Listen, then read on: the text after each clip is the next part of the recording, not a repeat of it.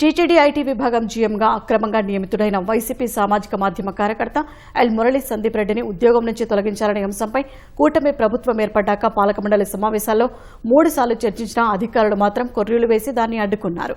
సందీప్ రెడ్డికి ఉద్వాసన పలకాలంటే న్యాయపరమైన చిక్కులు వస్తాయంటూ అప్పటి ఈవో శ్యామళరావు అభ్యంతరం తెలిపి ఆ ప్రక్రియను ముందుకు సాగనీయలేదు.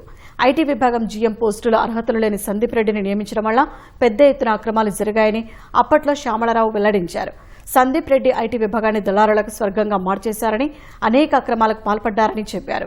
ఒకసారి టీటీడీలో శాశ్వత ఉద్యోగిగా చేరితే వారిని తొలగించేందుకు చాలా పెద్ద ప్రక్రియ ఉంటుందని, అది చాలా కష్టమైనదని శ్యామళరావు అప్పట్లో చెప్పారు.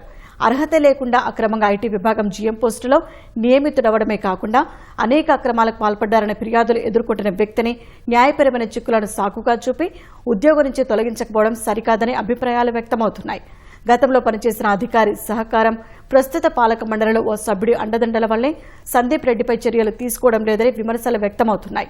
మరోవైపు సందీప్ రెడ్డి నియామకంపై సీఐడీతో సమగ్ర దర్యాప్తు చేయించాలంటూ ఎం శ్రీనివాసులు అనే భక్తుడు 2024 సెప్టెంబర్ 10న నాటి ఈవో శ్యామళరావుకు ఫిర్యాదు చేశారు.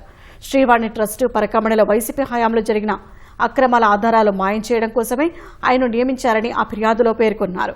శ్రీవాణి ట్రస్టుకు సంబంధించిన మొత్తం దస్త్రాలన్నింటినీ మార్చేయడంలో సందీప్ రెడ్డి కింగ్ పిన్ గా వ్యవహరించారని వివరించారు. సందీప్ రెడ్డి అక్రమ కార్యక్రమాలపై సీఐడీతో దర్యాప్తు చేయించాలని, అతన్ని ఉద్యోగం నుంచి తొలగించాలని ఫిర్యాదులో కోరారు. ఇది జరిగి ఏడాదిన్నర అవుతున్నా ఇప్పటికీ ఈ వ్యవహారంపై సీఐడీ విచారణకు ఆదేశించలేదు.